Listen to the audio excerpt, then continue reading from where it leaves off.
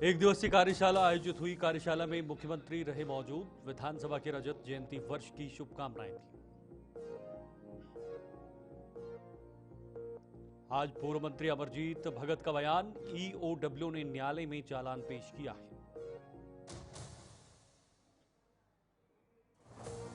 धनंजय सिंह ठाकुर का बीजेपी पर तंज। कहा, मेडिकल कॉलेज में घूसखोरी के मामले का संबंध बीजेपी के वित्तीय नीतियों से है।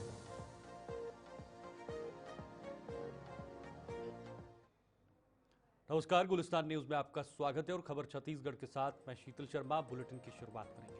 मुख्यमंत्री विष्णुदेव साय ने आज विधानसभा परिसर के प्रेक्षागृह में संसदीय रिपोर्टिंग विषय पर आयोजित एक दिवसीय कार्यशाला को संबोधित करते हुए छत्तीसगढ़ राज्य और विधानसभा के रजत जयंती वर्ष की शुभकामनाएं दी हैं।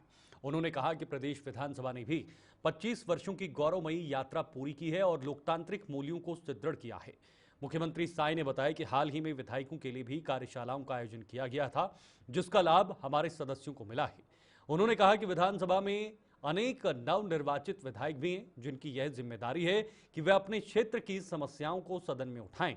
इसी तरह पत्रकारों की भी अहम भूमिका है, जो विधानसभा की गतिविधियों को जनता तक पहुंचाते हैं। उन्होंने कहा कि आप सभी पत्रकार बंधु कड़ी मेहनत से विधानसभा की कार्यवाही को कवर करते हैं, जिससे आमजन ये जान पाते हैं कि विधायकों द्वारा उनके मुद्दों को गंभीरता से उठाया जा रहा है।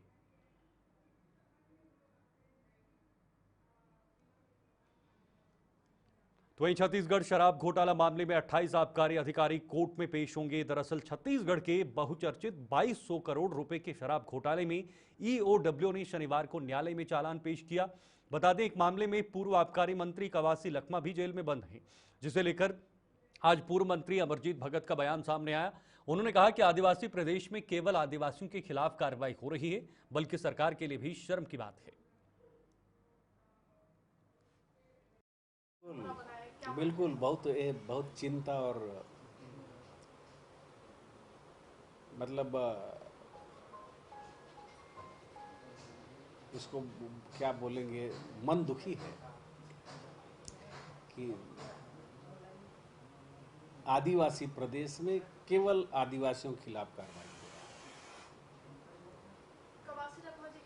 है। मैं बोल रहा हूं कि आदिवासी प्रदेश में केवल आदिवासियों के खिलाफ कार्रवाई हो रहा है।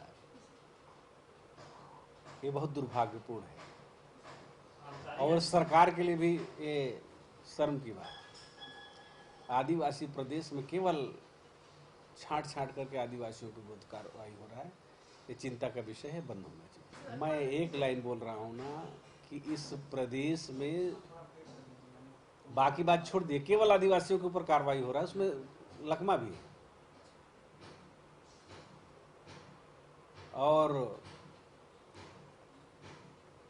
मैं और ज़्यादा कठोर शब्द नहीं बोलना चाहता हूँ, लेकिन बाकी इनके आँख में अंधरोटी छा गया, बाकी कोई दिख नहीं रहा है। जंगल हमारे उजाड़े जा रहे हैं, बेघर हम हो रहे हैं, प्रभावित हम हो रहे हैं, सरगुजा से बस्तर तक, और बेईमान भी आदिवासी ही दिख रहा है इनको।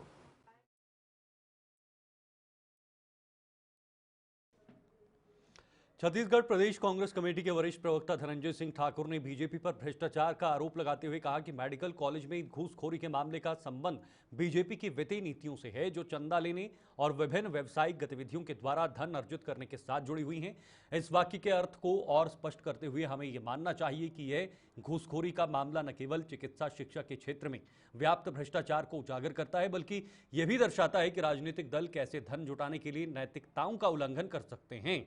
यह स्थिति देश में स्वास्थ्य के क्षेत्र में समानता और न्याय के सिद्धांतों के प्रति गंभीर सवाल उठाती है।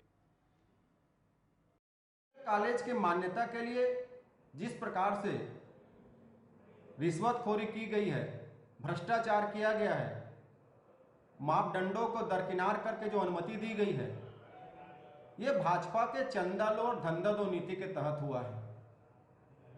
और मोदी सरकार के संरक्षण के बिना ये संभव भी नहीं है। सीबीआई को केंद्रीय स्वास्थ्य मंत्री के खिलाफ भी एफआईआर दर्ज करना चाहिए, उनसे पूछताछ करनी चाहिए। उनके सहमति के बिना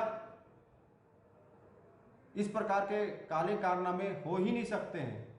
और इस प्रकार के फर्जीवाड़ा, घूसखोरी और स्कैंडल में जो भी लोग शामिल है, उस पर कड़ी से कड़ी कार्रवाई होनी चाहिए, केंद्रीय स्वास्थ्य मंत्री को तत्काल पद से इस्तीफा देना चाहिए। मेडिकल कॉलेज के मान्यता के लिए चलिए फिलहाल इस बुलेटिन में इतना ही। वक्त एक छोटे से ब्रेक का है। बुलेटिन में आगे भी खबरें जारी हैं।